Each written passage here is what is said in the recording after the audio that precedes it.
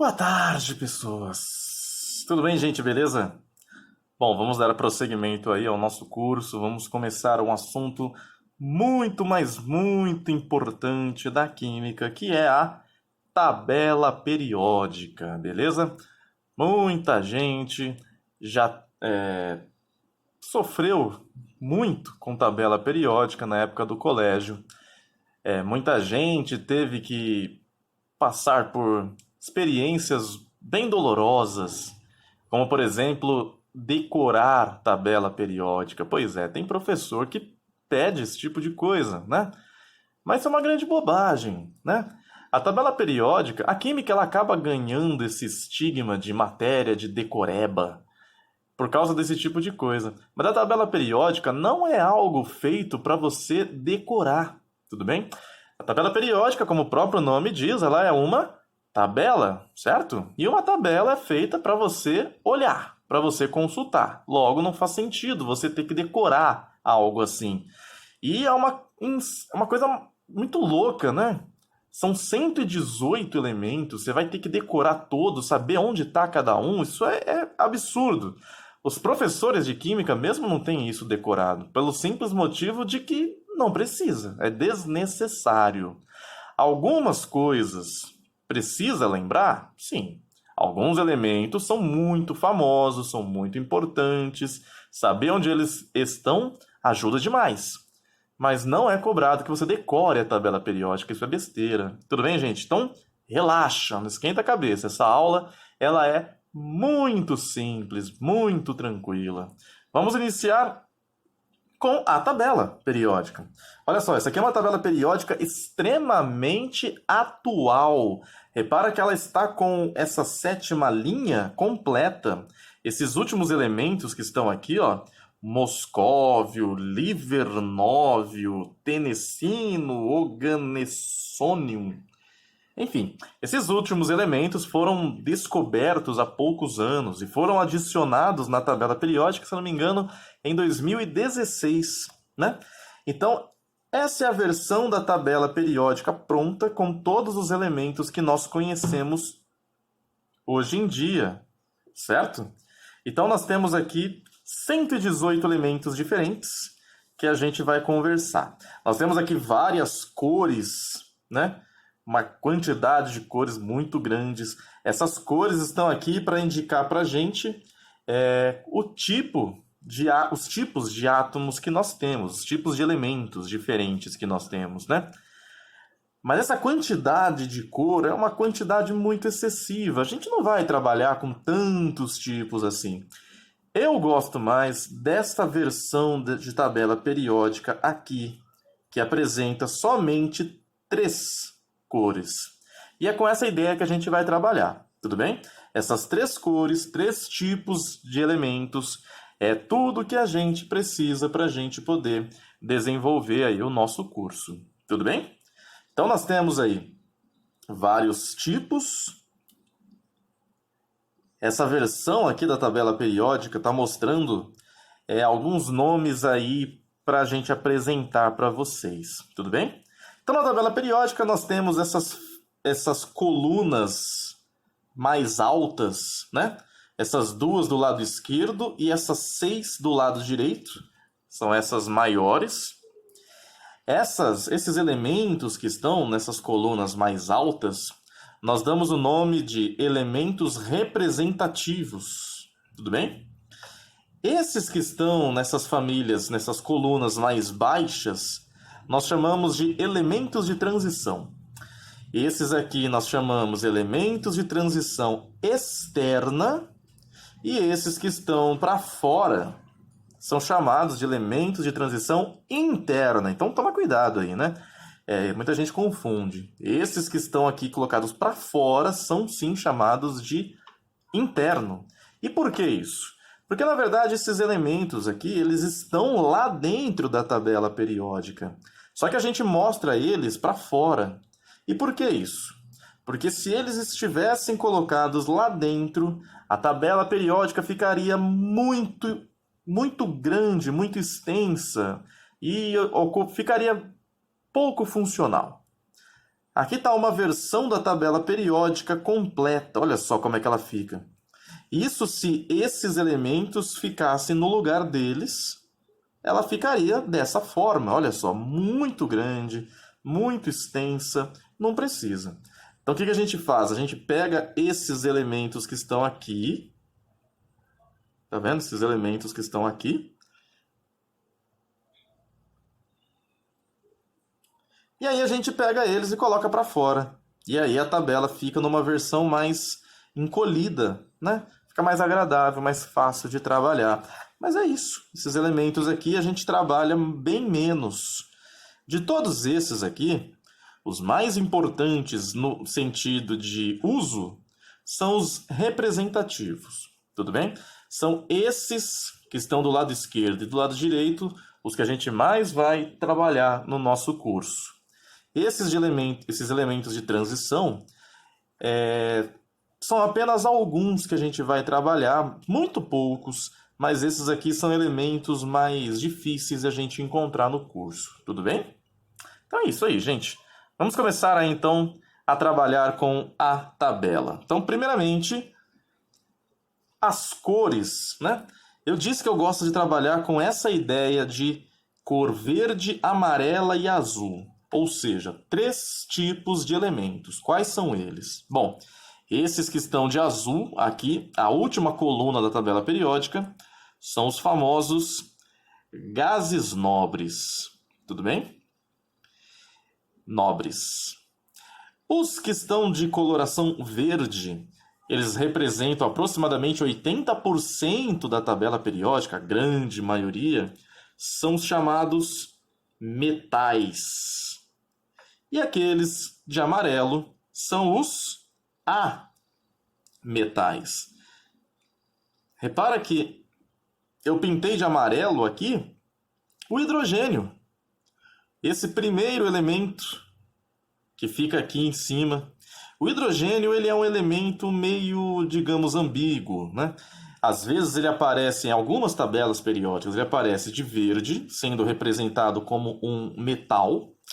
Em outras tabelas periódicas, ele aparece de amarelo, ou seja, incluído no grupo de ametais. E em outras tabelas periódicas ele simplesmente aparece destacado, separado, sozinho. Em alguns casos, é possível encontrar o hidrogênio aqui, no meio, separado de todo mundo, como sendo realmente um elemento diferente de todos os outros. Mas enfim, a gente aqui no curso, a gente trabalha principalmente com a ideia de ametal para o hidrogênio. A gente trabalha com o comportamento de ametal. No que a gente vai usar no curso, ele se parece mais com esses amarelos do que com os outros verdes. Tudo bem, gente? Tranquilo? É isso aí. Agora vamos lá. O que a gente vai estudar aqui, essa não é uma aula para a gente aprender a decorar a tabela periódica. A gente vai tentar entender a lógica da tabela periódica. Por que que os elementos estão colocados naquelas posições? Ou seja, qual é a lógica de organização dos elementos? São 2 lógicas muito importantes que a gente trabalha. A primeira é muito simples. É a ordem crescente. Ordem crescente de número atômico. É isso aí. Essa é a primeira regra que organiza os elementos. Então, por que que o hidrogênio é o primeiro elemento da tabela periódica? Porque ele é o elemento cujo número atômico vale 1. Por que que esse que aparece aqui é o hélio, né? Por que que o hélio é o segundo elemento? Porque tem número atômico 2. Aí aqui vem o lítio, que é 3, o berílio, que é 4, o boro, que é 5, carbono, que é 6, nitrogênio, 7, oxigênio, 8, flúor, 9, neônio, 10. E aí já deu para você entender, certo? É isso aí. Então, primeiro critério de organização dos elementos é esse. Ordem crescente de número atômico. O segundo critério, ele é um critério muito importante. E é geralmente isso que o vestibular mais cobra na prova, que é a ordem vertical de organização, né? Por exemplo, se o hélio é o segundo elemento, por que então que o hélio não aparece aqui, do lado direito do hidrogênio, em cima do berílio? A lógica é a seguinte: os elementos também estão organizados por uma lógica vertical. O hélio não pode ser colocado aqui porque ele não tem semelhança nenhuma com o berílio, ou com o magnésio, ou com o cálcio, ou os outros que estão aqui nessa coluna. Tudo bem? Mas o hélio, ele é extremamente parecido com esses da última coluna. Ele é extremamente parecido ao neônio, ao argônio, ao criptônio, ao xenônio. Ou seja, o comportamento do hélio faz com que a gente o classifique como um gás nobre. Tudo bem, gente? Então é isso aí, a ordem vertical. A gente costuma dizer assim: elementos com... Deixa eu diminuir um pouquinho aqui. Aí, elementos com características. Beleza? Elementos com características semelhantes, parecidas, tudo bem? Não iguais, mas parecidas, semelhantes. Ficam na mesma coluna. É isso. Essa é a regra. Elementos com características semelhantes ficam na mesma coluna. Essa regrinha muito simples é o que mais cai na prova quando tabela periódica é cobrada no vestibular. Tudo bem? Vamos fazer um exercício daqui a pouquinho só para a gente ver como é que funciona, mas é fundamental que você se lembre dessa regrinha. Bom, continuando aí nos nomes importantes, né, sobre que nós temos que conhecer sobre a tabela periódica. Bom, primeiramente, a tabela periódica ela é dividida em 7 linhas horizontais e 18 linhas verticais.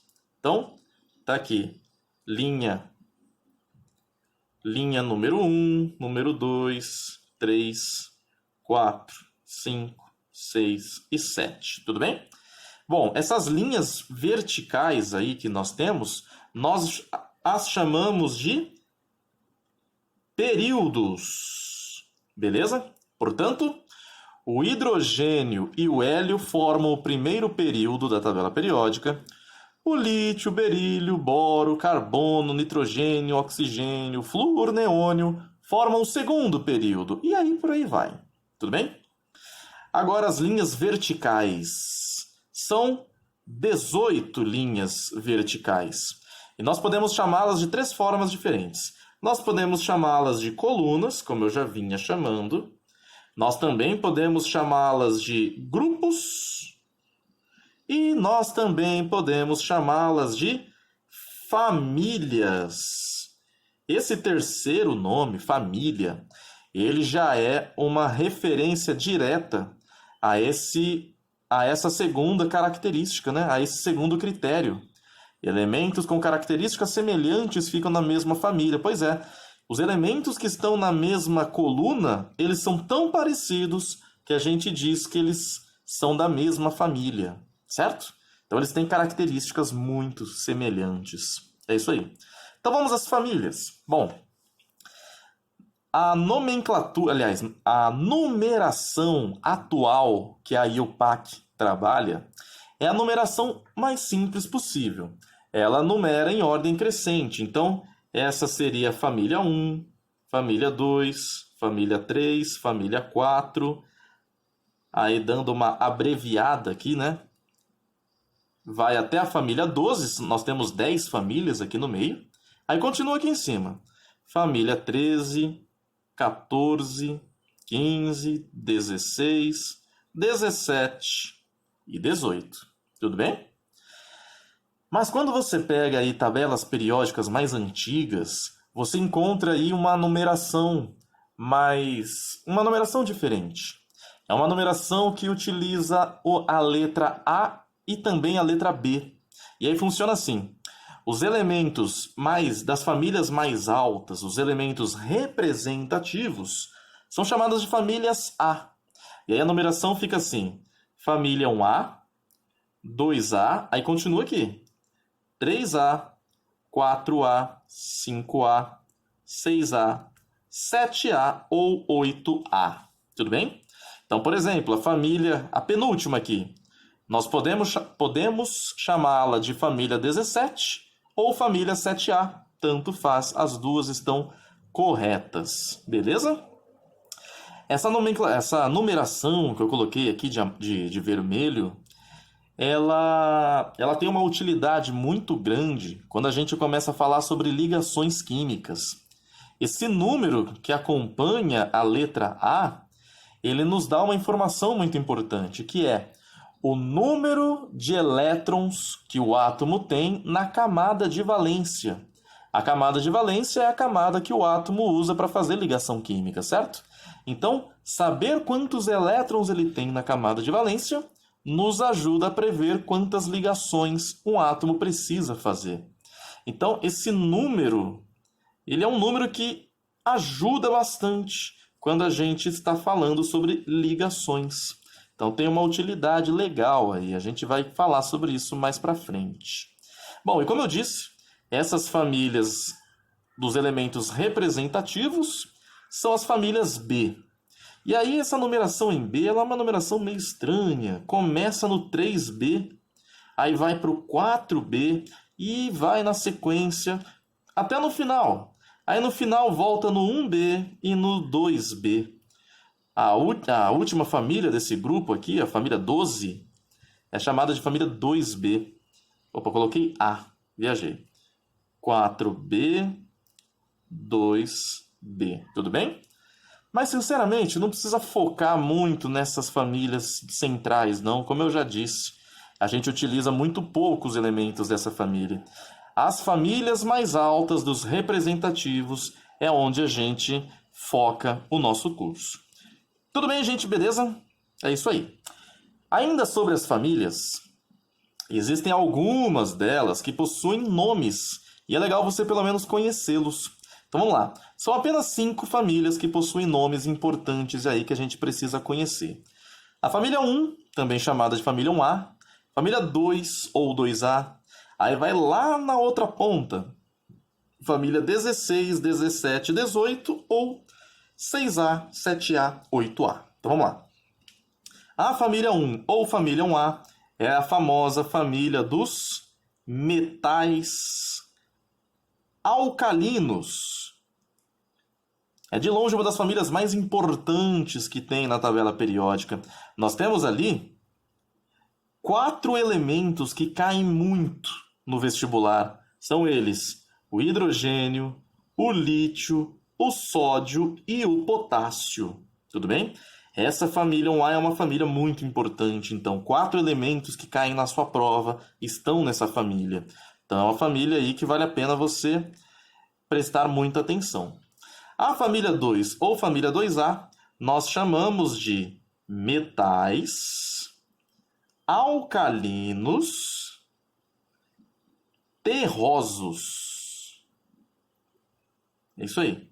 Metais alcalinos terrosos. A família 16 é a família do oxigênio. Está lá no outro lado. A família 16 é a família dos calcogênios. Tudo bem? A família 17 ou família 7A é a família do flúor. Também é de longe uma das famílias mais importantes da tabela periódica. É a famosa família dos halogênios. Família dos halogênios. Como eu disse, tem 4 elementos que a gente usa muito no curso. São eles o flúor, o cloro, o bromo e o iodo. Esses elementos o vestibular costuma cobrar. Então é legal você lembrar que eles estão nessa família 7A. E para fechar, A família 18 ou família 8A são os famosos gases nobres que a gente já havia comentado. Os gases nobres estão aqui pintados de azul. Eles são diferentes de todos os outros elementos da tabela periódica. Eles têm uma peculiaridade, que é a estabilidade. Vamos falar mais sobre isso nas aulas de ligações químicas. Gente, tudo bem até aí? Tranquilo? Então, eu só queria frisar aí, antes da gente fechar essa aula, né? Eu tinha comentado que você não precisa decorar a tabela periódica, mas tem sim algumas famílias que é muito legal se você lembrar, tudo bem? Eu vou frisar aqui, são pelo menos duas. Se você lembrar só essas duas, já tá legal demais. Vamos falar sobre elas aqui. Quais são essas famílias? São essas duas primeiras, a família 1A e a família 2A, tudo bem? Então vamos lá. Vamos falar um pouco mais sobre elas. Família 1A, metais alcalinos. Ela é composta pelos elementos hidrogênio, lítio, sódio, potássio, rubídio, césio e frâncio. 7 elementos. Como eu já disse, 4 deles caem muito na sua prova, que é o hidrogênio, o lítio, o sódio e o potássio. É muito legal se você lembrar pelo menos esses 4 elementos aqui. Aí a gente cria aquelas frasezinhas, né, para ajudar. Então, para essa família a gente costuma usar: hoje li na cama Robson Crusoe em francês. Tudo bem? Se você não lembrar desse final, não tem problema, porque o rubídio, o césio e o frâncio dificilmente vão ser cobrados nos vestibulares. É algo absurdamente raro. Mas esses 4 aqui tem que lembrar. Hoje li na cama. Pronto, lembra esses 4 aqui que já tá bom demais. E uma outra família legal de você lembrar é a família 2 ou família 2A. Nessa família nós temos aí o berílio, o magnésio, cálcio, estrôncio, bário e rádio. Tudo bem? Para lembrar dessa família, a gente usa: Bela Magrela casou com o senhor Barão Ratão. Tudo bem? Dessa família cai muito na sua prova o magnésio, o cálcio e o bário. Tudo bem, gente? Então é isso aí. Na aula de ligações químicas, nós vamos citar que uma característica que esses elementos têm em comum, os elementos da mesma família, é o número de ligações químicas. Então, todo mundo da família 1A faz o mesmo número de ligações, assim como todo mundo da família 2A faz o mesmo número de ligações. Então, lembrando a posição desses elementos, você já lembra o número de ligações de 7 dos elementos que caem muito na prova. Já é uma ajuda muito grande. Beleza, gente? Tranquilo? Então é isso aí. Vamos prosseguir com esta aula. Muito bem, gente. Vamos lá. Seguinte.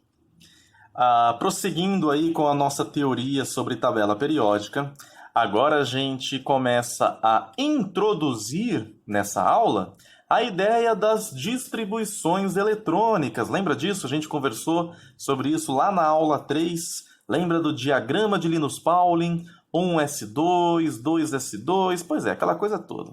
Vamos começar agora a falar sobre isso na tabela periódica. Seguinte, lembra que nós falamos que a eletrosfera do átomo é dividida em 7 camadas ou níveis de energia? Pois bem, lembra quantos períodos nós temos na tabela periódica? São 7 também, não são? Pois é, existe uma relação direta entre eles. E a lógica aqui é a seguinte: nós utilizaremos a distribuição eletrônica para localizar os elementos na tabela periódica, sem precisar nem olhar na tabela periódica. E a gente vai fazer isso da seguinte forma: nós utilizaremos os períodos da tabela periódica. Aliás, desculpa. Para nós descobrirmos em qual período o elemento está localizado, nós utilizaremos a camada de valência. Beleza? Então você lembra que quando a gente fazia a distribuição eletrônica de um átomo, a gente conseguia fazer a análise e saber qual era a sua camada de valência? Pois é. Sabendo a camada de valência, você descobre em que período o elemento está localizado na tabela. E para descobrir as famílias? Para descobrir as famílias, nós utilizamos o subnível mais energético. Tudo bem, gente? Subnível mais energético vai me dizer a família. E de que forma? Bom, nós pegamos a tabela periódica e nós a dividimos em 4 grandes blocos. Lembra que são 4 subníveis? Pois é. Então, essas duas famílias do lado esquerdo, a família 1A e a família 2A, formam o bloco das famílias S. Tudo bem? Essas famílias centrais, os elementos de transição externos, né? Transição externa, formam aí os blocos, aliás, o bloco D da tabela periódica. As famílias mais altas do lado direito formam o bloco P, e essas famílias que ficam para fora, os elementos de transição interna, formam o bloco F. Tudo bem, gente? E aí fica assim, olha só. No bloco S, nós temos apenas 2 famílias, certo? Você lembra quantos elétrons cabiam, no máximo, no subnível S? Eram exatamente 2, né? Aí funciona assim. Na primeira família estão localizados todos os elementos cuja distribuição eletrônica termina em S1. Na segunda família estão localizados todos os elementos que terminam em S2. Beleza? Terminam. Subnível mais energético. Lembra? Subnível mais energético é sempre o último, é onde termina a distribuição eletrônica. O bloco D. Você lembra quantos elétrons cabiam no máximo no subnível D? Cabiam no máximo 10, não era? Pois é. Quantas famílias nós temos nessa região? Exatamente 10. Então aqui estão os elementos que terminam em D1, aqui os que terminam em D2, até a última, os que terminam em D10. Tudo bem? Nessa família, nesse bloco P, nós temos aqui 6 famílias, e no subnível P cabe no máximo 6 elétrons. Então, essa família, a família do boro, é a família onde todo mundo termina em P1. A família aqui do carbono, é onde todo mundo termina em P2. Do nitrogênio, P3. Do oxigênio, P4. Do flúor, P5. E aqui os gases nobres, todo mundo que termina em P6. Tudo bem? E aqui no bloco F estão os elementos que terminam com o subnível F. Nós temos aí, portanto, os elementos que a gente utiliza bem pouco aí no nosso curso. Tudo bem, gente? Deu para pegar a lógica, então? Vamos trabalhar com alguns exemplos aí. Vai ficar mais claro, vai ficar mais fácil de entender. Mas a gente consegue perceber com essa imagem já um resumo bem mais claro do que a gente está falando. Tá vendo aqui os elementos da família 1A? Aqui estão colocados os subníveis mais energéticos. Os últimos, onde acaba? Então repara, olha só. Todo mundo que está na família 1A termina em S1. Todo mundo da família 2A termina em S2. Desse lado, todo mundo que termina em P. Olha só, todo mundo que termina em P1, P2, P3. Mas vamos pegar alguns exemplos aí para essas coisas ficarem mais claras, tudo bem? Vou fazer nesse espaço pequenininho aqui. Vamos pegar um elemento aí para a gente fazer um teste. Vamos pegar o elemento sódio. O elemento sódio possui número atômico 11. Vamos fazer a distribuição eletrônica. 1s2, 2s2, 2p6, 3s1, certo? É isso aí. Galera, com isso aqui, a gente percebe o seguinte. Qual é a camada de valência do sódio? Camada de valência é a maior camada que ele utilizou. Tá aqui, é a camada 3. Tudo bem? Isso diz o que pra gente? Lembra? A gente usa a camada de valência para descobrir o período, não é isso? Isso diz pra gente o seguinte. O sódio está localizado no terceiro período da tabela periódica. Agora, vamos lá. Subnível mais energético. Vou representar aqui, ó. S, subnível, mais energético. Tudo bem? Qual é o subnível mais energético do sódio? Tá aqui, ó. É o S1. Não é? Se ele terminou em S1, o subnível mais energético me diz a família, certo? Então, isso nos permite concluir que ele está localizado na família 1, ou família 1A da tabela periódica. E ele está aqui, ó, nessa posição. Se a gente olhar uma outra tabela, olha só, o sódio está ali realmente, número atômico 11, naquela posição. Terceiro período, família 1A. Gente, beleza? Deu para pegar aí a lógica? Vamos fazer só mais um exemplo, então, para ficar mais simples? Pegar aqui. Vou pegar um átomo.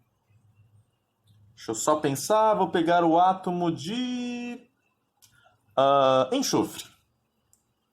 O elemento enxofre possui número atômico 16, tudo bem? Sabendo disso, faça aí a distribuição. 1s2, 2s2, 2p6, 3s2. Até aqui foram 10. 12. Faltam 4. Vamos lá. Primeiramente, camada de valência. Qual é a camada de valência para o enxofre? Novamente, é a camada 3, certo? Que informação que nós tiramos disso? O enxofre também está localizado no terceiro período, na terceira linha da tabela periódica, tudo bem? Agora, subnível mais energético. Subnível mais energético. É sempre o último que aparece, portanto, P4. Estar no subnível P4, bom, indica que ele está no bloco P, certo? Bloco P. P4, essa aqui, ó, a antepenúltima família da tabela periódica. É a família onde está localizado, onde começa aqui, com oxigênio, certo? Então, é a família do oxigênio. É a família 16, ou família 6A. Portanto, o enxofre está localizado no terceiro período, na família 6A. Terceiro período, família 6A está aqui, 3P4. Essa é a posição do enxofre. Olha só, está aqui, enxofre. Terceiro período, família 16 ou 6A. Gente, tudo bem? Deu para pegar a lógica? Para a gente fechar, então, essa teoria, tem umas conclusões importantes que a gente tira de toda essa análise, que é elementos que estão localizados. Deixa eu só aumentar aqui.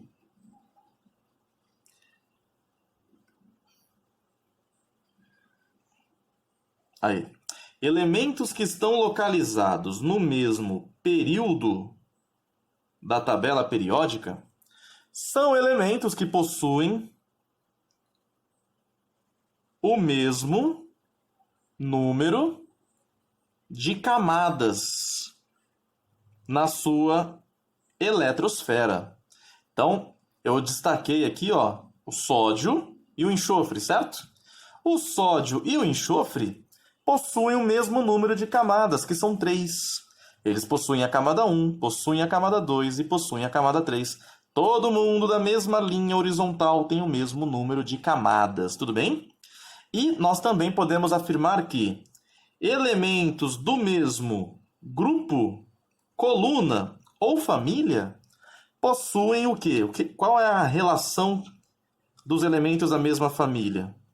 É o mesmo número de elétrons na camada de valência. Tudo bem? Todo mundo que está na mesma família tem o mesmo número de elétrons na última camada. Isso nos permite concluir que eles farão o mesmo número de ligações químicas. Isso nós vamos conversar com mais calma na aula de ligações químicas. Nós vamos precisar dessa conclusão aqui para poder conversar lá na frente. Tudo bem, gente? Beleza? Tranquilo, então, a teoria aí de tabela periódica? Então tá bom. Nós temos ainda um assunto mais específico, mais delicado sobre tabela para a gente conversar, que são, né, as propriedades periódicas, mas isso a gente conversa já já. Beleza, gente? Vamos lá, vamos aí dar prosseguimento ao nosso curso. Seguinte, dando continuidade aí à aula de tabela periódica, dentro, né, do assunto, nós temos aí as chamadas propriedades periódicas, tudo bem? É uma parte mais, digamos, aprofundada, né, de tabela periódica. Qual que é a lógica desse assunto? Olha só, se nós temos a tabela periódica, tudo bem? Devido às posições dos elementos, fazendo uma análise, a gente percebe que algumas características dos átomos, elas crescem ou diminuem conforme a gente vai, digamos, andando na tabela periódica de um lado para o outro. Há características que aumentam quando a gente vai da esquerda para a direita, outras diminuem quando vai da esquerda para a direita.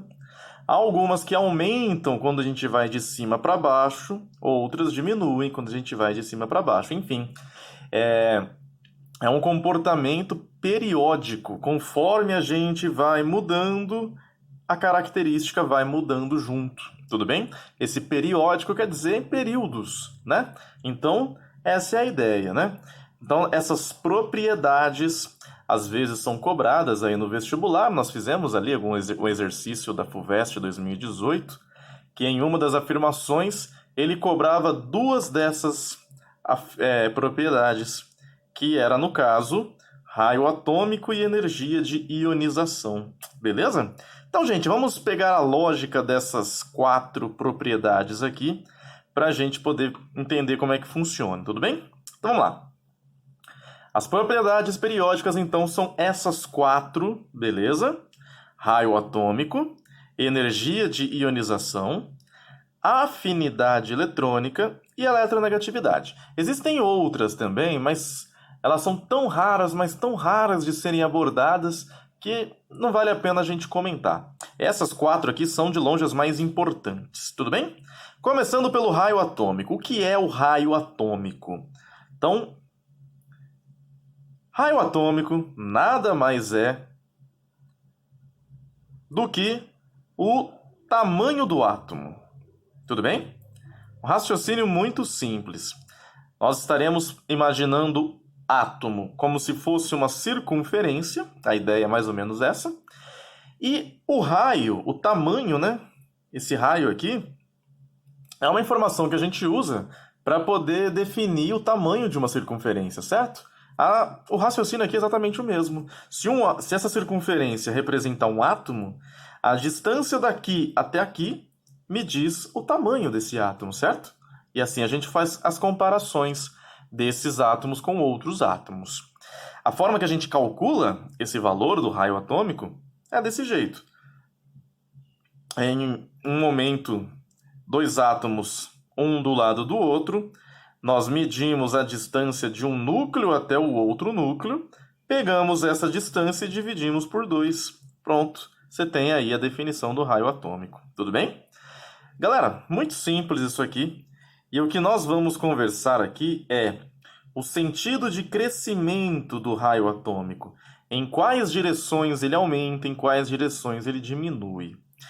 Para a gente poder entender bem como é que funciona isso aqui, eu vou pegar dois exemplos. Vou pegar um átomo de sódio e um átomo de cloro, né, para a gente poder analisar. Para quem não lembra, o sódio está localizado mais ou menos aqui na tabela, tudo bem? Ele está no terceiro período, família 1A. E enquanto o cloro está localizado no mesmo período, só que aqui do outro lado da família 7A. Tudo bem? Então, gente, vamos lá. O número atômico desses elementos estão colocados aqui, 11 e 17, com o número atômico. E sabendo que eles são neutros, a gente consegue fazer a distribuição eletrônica, certo? Então, o sódio tem número atômico 11, tem 11 prótons. Como ele é neutro, ele tem, portanto, 11 elétrons. Vamos, então, fazer a distribuição desses 11 elétrons. Vai ficar, então, da seguinte forma. 1s2, 2s2, 2p6, 3s2... Opa, já passou, né? 3s1, isso, são apenas 11 elétrons, certo? Agora o cloro, 17 elétrons. 1s2, 2s2, 2p6, 3s2, até aqui já foram 12, 3p, 5. Tudo bem, gente? Tranquilo? Agora vamos lá. Eu coloquei aqui dois exemplos, né? Coloquei aqui dois átomos. Não era para estar mostrando isso aqui, mas tudo bem, já foi. Coloquei aqui desenho de dois átomos com 3 camadas. Repara, o sódio tem 3 camadas, o cloro também tem 3 camadas. A camada de valência dos dois é a camada 3, tudo bem? A questão é, sabendo que o sódio tem 11 elétrons e 11 prótons, sabendo que o cloro tem 17 elétrons e 17 prótons, qual desses dois você marcaria como sendo esses átomos? O átomo grande, qual você marcaria? Você marcaria o grande como sendo sódio ou o cloro? Muita gente acredita, faz o seguinte raciocínio. O cloro tem mais prótons, tem mais elétrons, será o átomo maior.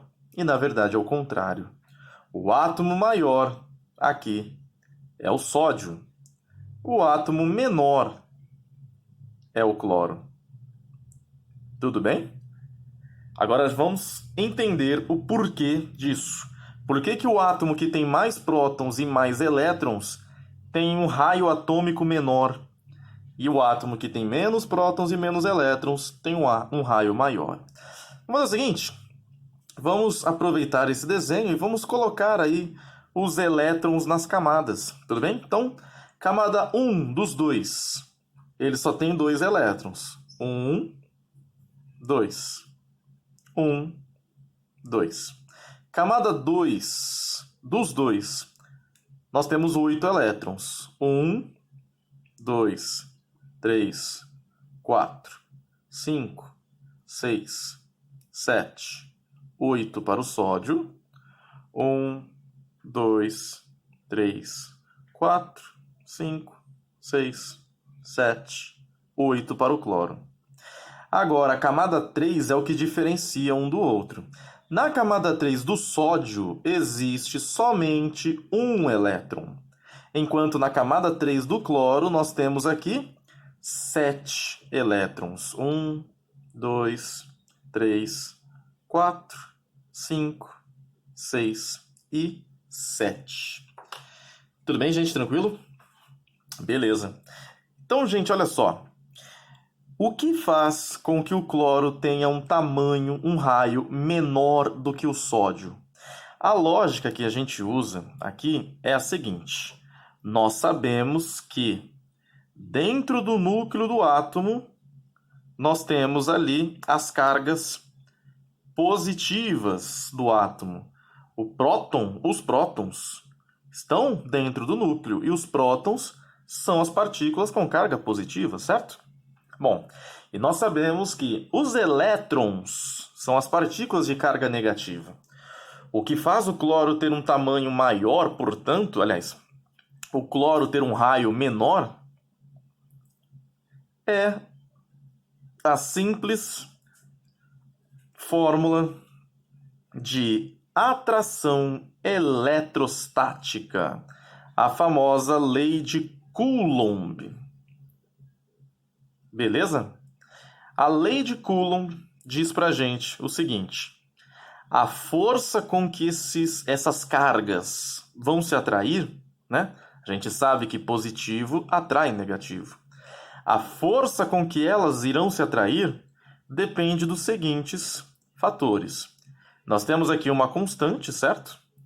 E aí nós temos aqui, digamos que nessa primeira situação, a gente tem a carga positiva. Peraí. E aqui a carga negativa. E aqui embaixo a distância. Então vamos lá. As cargas, elas são diretamente proporcionais à força de atração. O que significa isso? Quanto mais intensa for a carga positiva, quanto mais intensa for a carga negativa, elas vão se atrair com mais força. Tudo bem, gente? Outra coisa que essa fórmula diz pra gente, a distância. A distância, ela é inversamente proporcional à força de atração, né?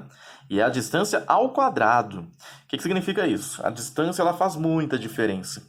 Significa que quanto mais próximo as partículas estiverem umas das outras, elas vão se atrair com ainda mais força.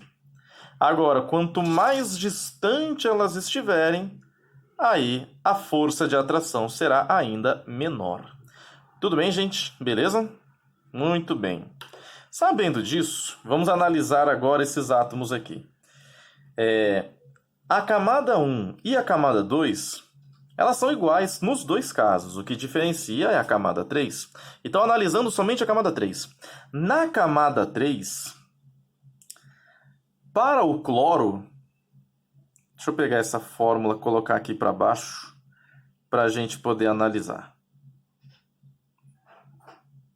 Olha só. Na camada 3, começando pelo sódio. No sódio, a carga positiva dele, ela é menor que do cloro. Porque no sódio a carga positiva é 11, é o número de prótons.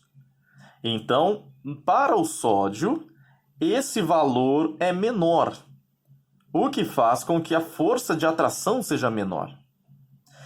E no sódio, a carga negativa também é menor, porque ele só tem um elétron na terceira camada, enquanto o cloro tem 7.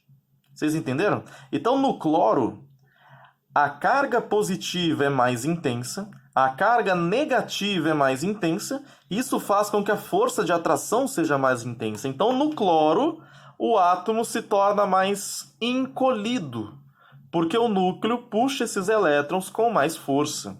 Então, o núcleo faz com que o átomo seja mais encolhido. Tudo bem, gente? Vocês entenderam? Então, nós podemos afirmar o seguinte. Na tabela periódica, se nós estivermos analisando um único período, né, uma única linha horizontal, a gente está analisando o mesmo número de camadas, certo? Todo mundo do terceiro período tem 3 camadas. Conforme a gente anda da esquerda para a direita na tabela periódica, eu estou aumentando o número de prótons e aumentando também o número de elétrons.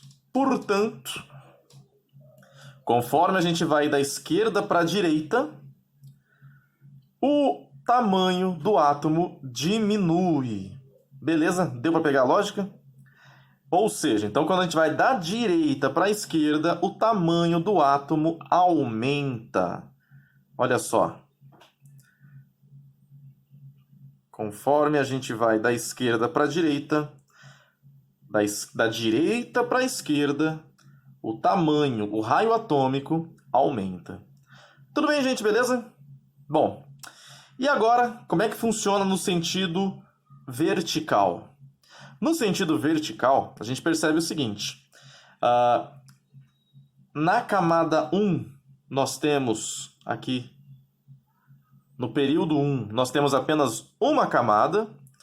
No período 2, os átomos possuem duas camadas. Período 3, 3 camadas. Período 4, 4 camadas. E por aí vai, certo? A lógica é, quanto mais camadas esse átomo tem, maior será o tamanho desse átomo. Então a gente diz o seguinte: o tamanho do átomo ele aumenta também de cima para baixo. É isso aí. Essa, portanto, é o sentido de crescimento do raio atômico. O raio atômico, então, aumenta de cima para baixo, da direita para a esquerda. Tudo bem, gente? Beleza? Deu para pegar a lógica aí? É isso aí. Agora, prosseguindo aí, vamos falar sobre raio iônico. Raio iônico é quando o átomo se torna um íon, quando ele ganha elétron ou perde elétron. Tudo bem? Não tem muito o que falar aqui, não vamos nos aprofundar muito nesse assunto. Então vamos só citar o seguinte. Quando um átomo neutro se torna um íon ou ânion, certo? Aliás, desculpa. Quando um átomo neutro se torna um cátion ou um ânion, o tamanho dele muda, certo? E o que acontece em cada situação? Quando um átomo se torna um cátion, o raio atômico dele diminui. Tudo bem? É isso aí.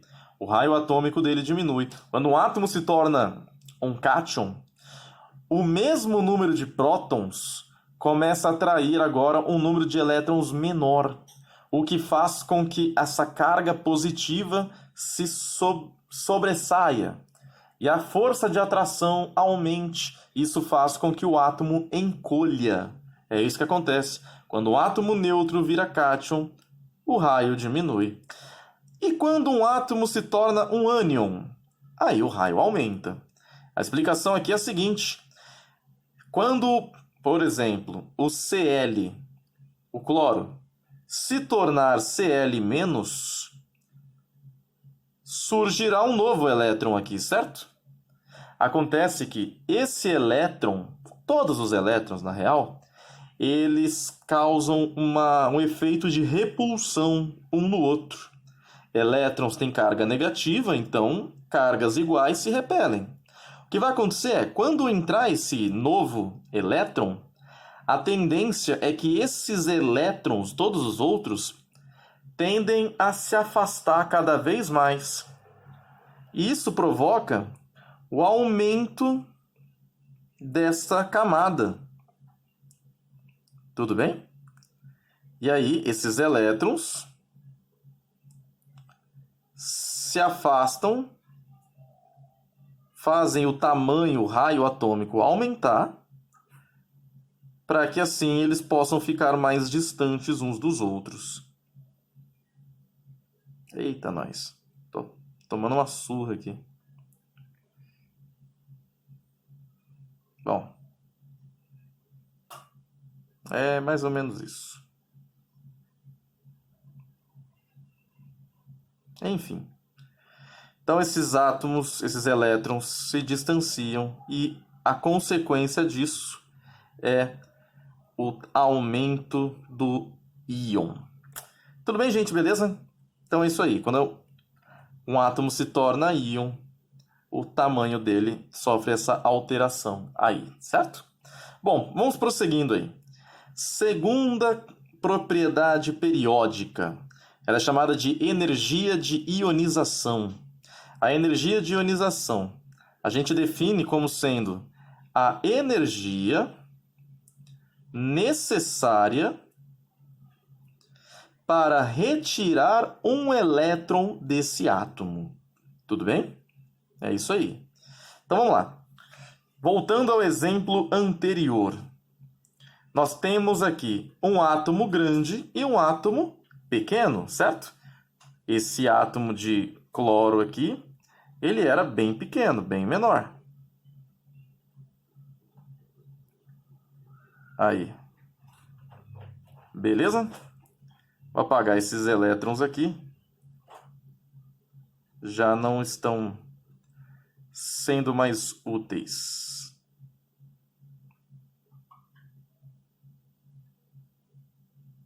É isso aí. Então vamos lá. Galera, o bagulho é o seguinte. Agora que a gente já entendeu o raio atômico ele passa a ser a referência para a gente poder entender as outras propriedades periódicas. Tudo bem? Então, todas as outras a gente faz com base no raio atômico. Principalmente essas aqui é bem fácil de entender se você lembrar do raio atômico. Seguinte, pensa no tamanho do átomo, certo? Temos aqui os elétrons da camada de valência do cloro. 7 elétrons. A questão é, nós queremos tirar um elétron desse átomo. Para isso, a gente tem que aplicar uma energia. A energia que a gente aplicar vai fazer esse elétron pular para uma camada mais externa, certo? Lembra disso? Salto quântico, transição eletrônica.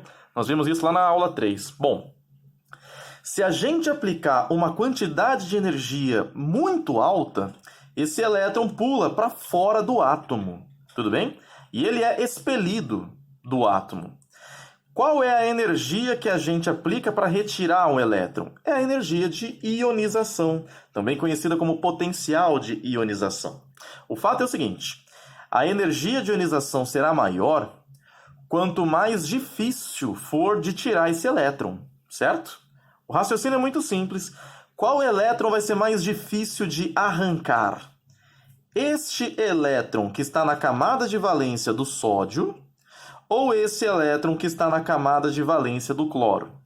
A resposta você consegue notar se você medir a distância desse elétron para o núcleo. A distância desse elétron para o núcleo. No cloro, esse elétron está muito mais próximo do núcleo e, portanto, mais preso. Lembra que o núcleo atrai os elétrons, certo? No sódio, esse elétron está muito mais distante do núcleo e, portanto, menos preso, mais solto. Conclusão: é mais fácil tirar elétron do sódio do que do cloro. Então, eu tenho que gastar energia, tenho que gastar mais energia no cloro e menos energia no sódio. Tudo bem? Deu para pegar? Então, a gente percebe o seguinte: a energia de ionização ela é inversamente proporcional ao raio. A lógica é, quanto maior o raio, mais fácil de tirar o elétron, menos energia eu uso. Quanto menor o raio, mais difícil tirar, mais energia eu uso. Ou seja, se o raio atômico aumentava da direita para a esquerda, de cima para baixo, a energia de ionização tem o comportamento contrário.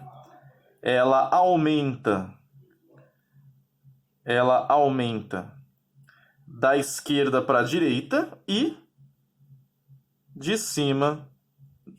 de baixo para cima. Tudo bem, gente? Tranquilo? É isso aí. E a gente percebe que isso vai acontecer também nas outras, né? Na real, a propriedade mais importante de você lembrar é o raio atômico. Lembrando do raio atômico, você lembra das outras 3, porque todas as outras 3 têm um comportamento inversamente proporcional ao raio. Vamos à próxima. A próxima propriedade periódica fala sobre a afinidade eletrônica. Tudo bem? A gente define afinidade eletrônica como sendo a energia liberada ao receber um elétron. Aí, bom, isso está relacionado à estabilidade do átomo ao receber esse elétron. Explicando de uma forma bem simples, isso fala do quanto que um átomo gosta de elétron, né? Uma forma bem informal, mas muito prática. Se um átomo tem uma alta afinidade eletrônica, ele vai gostar muito de receber esse elétron, e aí ele libera muita energia ao receber esse elétron. Libera muita energia, fica com pouca energia, fica estável. Tudo bem? Ou seja, quanto mais um átomo gosta de elétron, maior é a afinidade eletrônica dele, mais energia ele libera.